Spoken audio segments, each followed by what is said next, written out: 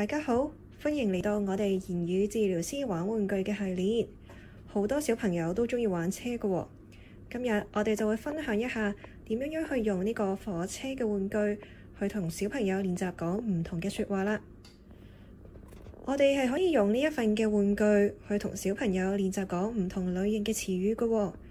首先可以請佢哋講下一啲嘅名詞，例如要佢哋講到火車先可以攞到一架新嘅火車，然後呢，請佢哋幫手砌上去喎。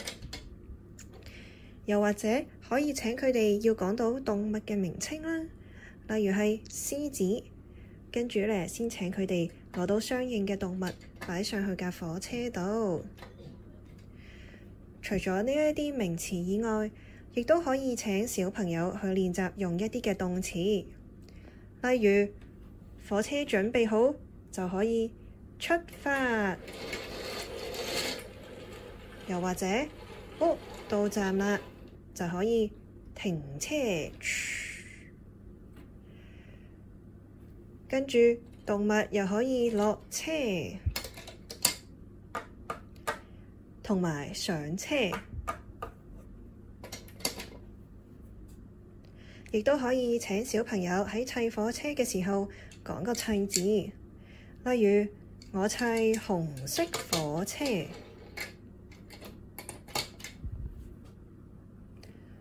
而小動物喺下面等緊嘅時候，亦都可以請佢哋講排隊，例如獅子排隊、長頸鹿排隊，仲有羊仔排隊。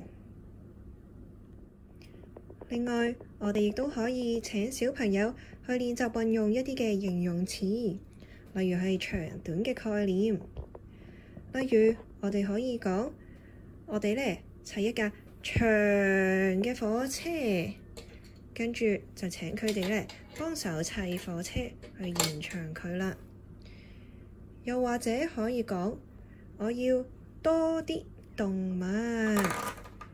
跟住又可以呢請小朋友擺多啲嘅動物喺架火車度。而火車開車嘅時候，亦可以問下佢哋：你想要架火車快啲定慢啲啊？想快啲，咁我哋就火車開快啲咯。如果慢啲呢，就夠慢慢行，行慢啲。就係咁樣，又可以同到小朋友去練習講到唔同嘅形容詞啦。呢一份嘅玩具可以同到小朋友去練習唔同嘅語言目標。我哋可以用呢份玩具去練習講單字啦，或者係一啲嘅短句，甚至乎一啲較長嘅句子都可以㗎喎。家長喺同小朋友練習緊嘅時候，就記住按住小朋友嘅能力去作出調整啦。我哋今日嘅分享就嚟到呢度。如果大家都鍾意睇我哋玩玩具嘅系列，咁就記得 like 我哋條片同埋 subscribe 我哋嘅 channel 啦。